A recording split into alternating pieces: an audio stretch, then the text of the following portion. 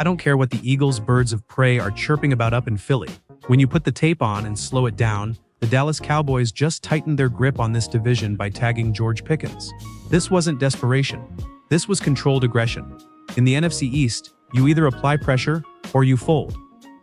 I'm Carlos Eduardo, and I'm giving you my raw, film room truth about where the blue and silver stand right now. Everybody wants clarity now that Pickens is on the franchise tag. Long-term deal? Trade? Drama? My analysis says the most likely outcome is simple. He plays on the tag in 2026. Why?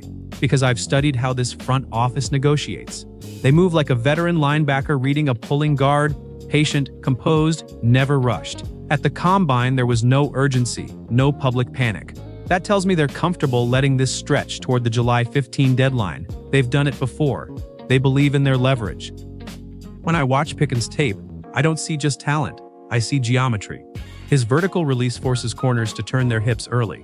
That widens throwing windows by inches, and in the NFL, inches are championships. His ability to high-point the football changes red zone math. Under the big lights at AT&T Stadium, that kind of skill becomes momentum. That's how you take it to the house in this division. Could a long-term extension happen? Absolutely. It's feasible. The Cowboys value him as a competitor and as a personality inside that locker room. This won't turn personal unless someone forces it there. And if both sides recognize what he means to the offensive identity of America's team, the numbers can be structured. Hard? Yes. Impossible? No. Now let's talk about the non-exclusive tag. Starting March 9, other teams can negotiate. Fine. Let them test the waters. If someone makes a serious offer, Dallas has the right to match. That could be the strategy. Let the market define the price. Teams love to talk in March. They hesitate when draft capital and guaranteed money hit the table. Trade talk? I won't dismiss anything in today's NFL, but I read organizational psychology. Ownership knows the optics. Moving elite playmakers in consecutive seasons would shake the perception of stability. And perception matters when you're carrying the star on your helmet. Missing games? I don't see it. Over $1 million per game lost.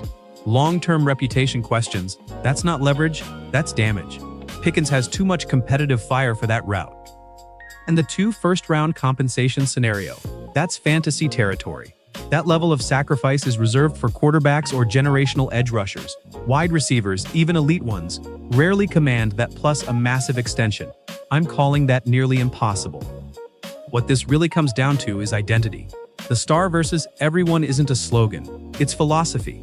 The Cowboys are betting that one more year of elite production under the tag keeps them dangerous while they maintain financial control. I've studied the historical parallels. Every championship-era Cowboys team had a tension moment like this, a contract standoff, a test of resolve. The great teams didn't fracture. They locked in. If Pickens lines up week 1 in the blue and silver, playing angry, playing focused, the physics of those sideline catches and the geometry of those deep posts will tilt this division. The Eagles' birds of prey can talk all they want. When the lights hit and the crowd roars inside AT&T, that's when clutch factor shows up. And I believe this move, this tag, is about positioning the star for another run, not retreating from one.